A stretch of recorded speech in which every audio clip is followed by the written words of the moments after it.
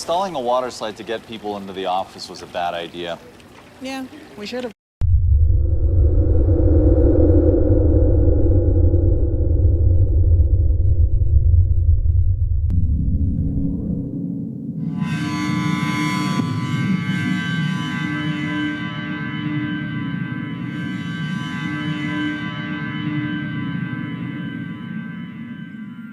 The time was roughly 5 p.m. in the afternoon.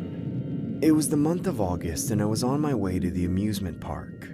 The fair was only open for a short duration during the summertime, so I made sure to go as often as I could before the school year began. My parents were pretty lenient growing up. I didn't really have a curfew, so that gave me the flexibility of staying out as long as I wanted, despite only being a teenager. The distance from my condo to the fair was about a 10 to 15 minute walk, so commuting there was always a convenience compared to taking public transit like the hordes of people I saw entering the park. When I arrived at the entrance, I made sure to pay my fare and get a wristband that would enable me to go on rides for an unlimited amount of time. I remember seeing the usual stuff: roller coaster rides, food stands, a Ferris wheel, that kind of thing. To be honest, going to this specific fair could make anyone feel extremely claustrophobic, as the overbearing amount of people in the lineups for food, rides, or game attractions really made it difficult for anyone to get anywhere. I remember shoulder bumping at least several different guests before finally making it to the roller coaster ride I initially wanted to go on. The lineup for this particular ride was surprisingly not that long, so I immediately joined it behind this one girl standing in front of me. I politely tap the girl on the shoulder and ask, "Excuse me, have you been waiting in line for long?" The girl turns around and says, Not that long. You come here alone? Yeah, how about you?" Well, I guess I'm not alone anymore. Yeah. I nervously chuckle as the girl says, I'm actually here with my boyfriend. and then looks at me as if she was looking through me, not at me. "So, where is he?" She then says, I'm looking at him. as the gates to the roller coaster ride began opening. Can the next 10 guests please receive each card for more than 10 people, please? Guests from the lineup began rushing in and filling every card on a first-come, first-served basis while the girl says, What are you waiting for, babe? Let's go. I began following behind her as we both proceeded to make our way inside one of the carts. I didn't see the harm in sitting next to her, as I honestly found her pretty charming. Everybody please fasten your seatbelts. We're about to take off very shortly. "Hey, I'm Rob. What's your name?" My name is Melissa, but you can call me Melly. "Well, it's nice to meet you, Melly." The girl then leans over and kisses me on the cheek as I said, "Are you always this forward?" That's when the roller coaster abruptly accelerates.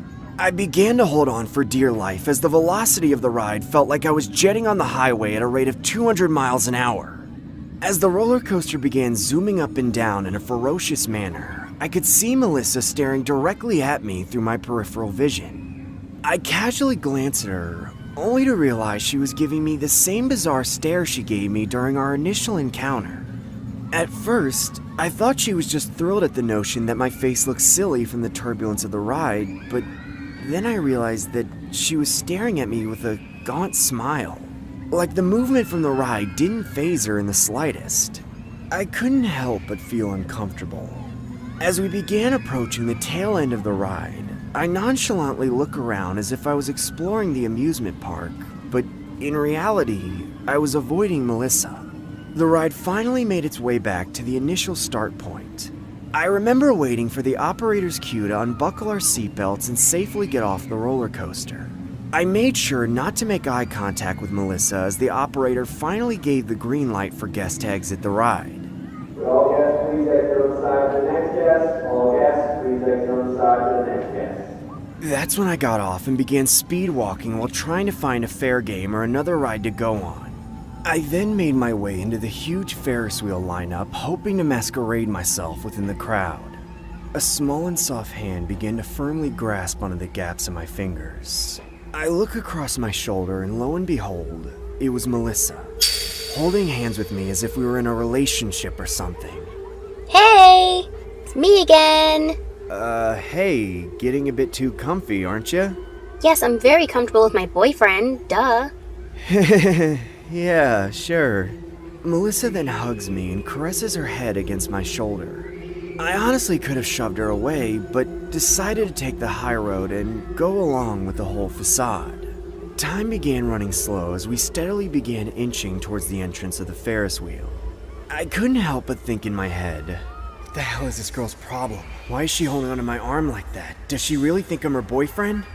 After about 30 minutes of awkward silence and continuous unwanted arm hugging, we finally make it in front of the ride and began making our way onto one of the passenger cars. Again, we both sit next to each other. Melissa then wraps her arm around mine. I was now convinced that she had built a relationship which was obviously a figment of her imagination. The wheel then began to rotate as Melissa leans her head on my shoulder and says, Rob, can I tell you a secret? Sure, Melly. Hey, can you please stop? I think you're moving a bit too fast here. But it's your fault!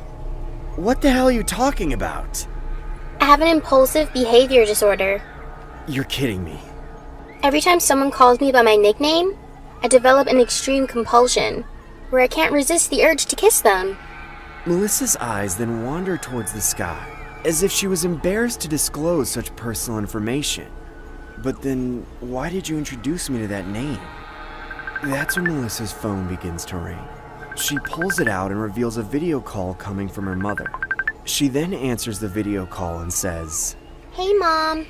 Hello, my precious baby pumpkin. How's the amusement park treating you? Mom, the view is quite amazing. Here, say hi to my boyfriend, Rob. Ooh, isn't he a handsome son of a gun? At this point, I was extremely aggravated by Melissa's antics despite her having this so-called disorder. I didn't want to make the situation any more awkward than it already was, so I just went along with it and entertained the idea that we were a couple. Melissa's great. You guys make for a perfect couple. So, you gonna propose or what? What are you waiting for, big guy? Pop the question! Can we please stop this, Melissa? I then realized that the Ferris wheel had finally come to a halting stop. Any guests on the ground level, please exit the Ferris wheel. Again, all guests on the ground level, please exit the Ferris wheel. As the operator gave us the green light to abort the Ferris wheel, I used the opportunity to get the hell out of there and speed walk as far away from Melissa and her psychotic mother as possible. Hey, where did my son-in-law go? Rob, where are you going? I want to ride the Ferris wheel again so you can propose.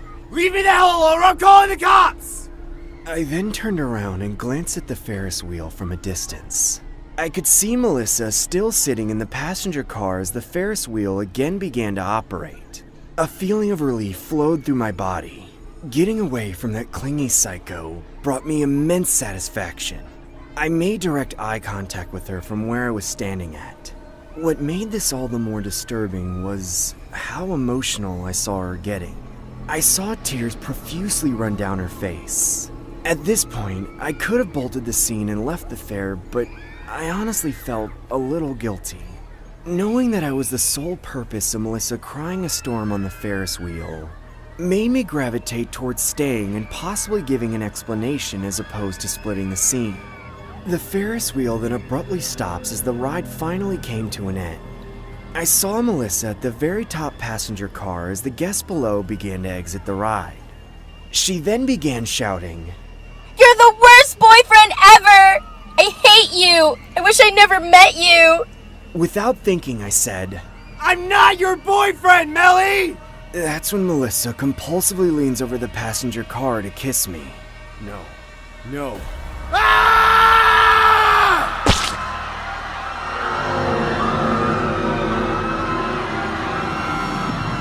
Are you ready to go to the water park tomorrow?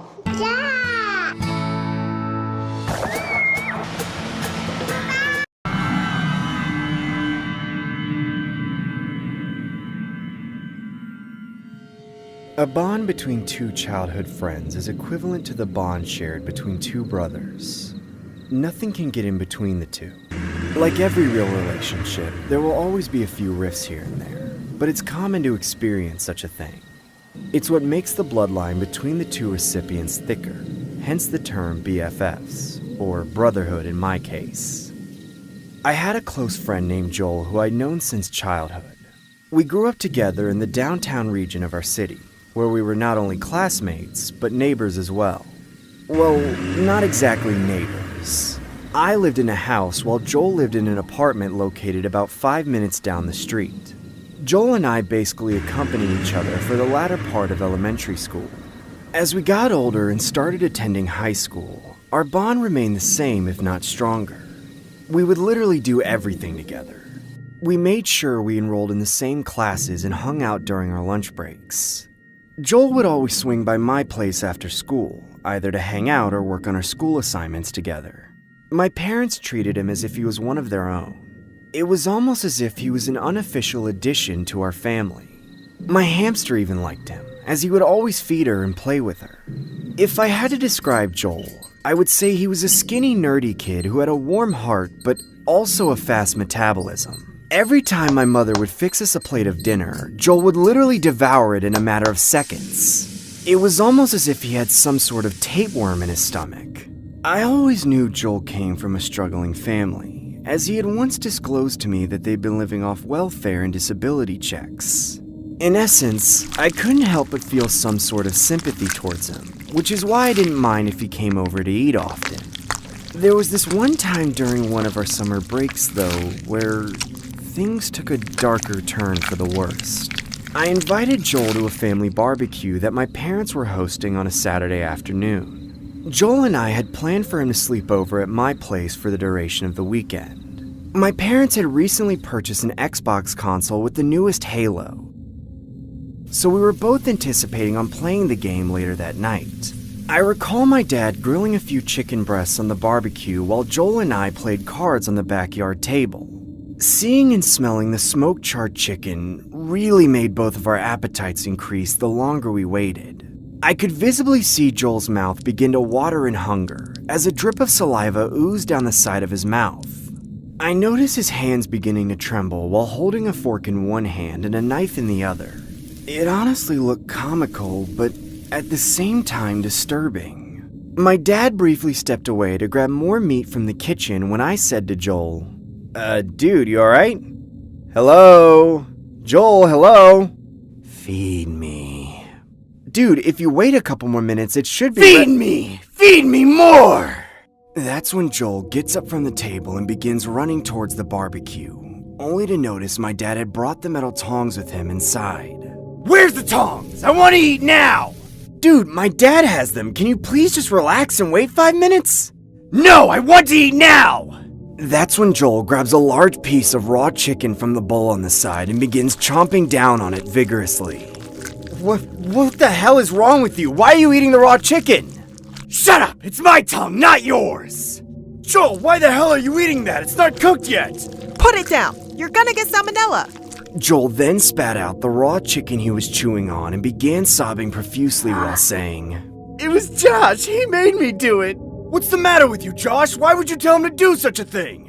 What? No, I didn't. He's lying. You're lying. Are you trying to kill me or something?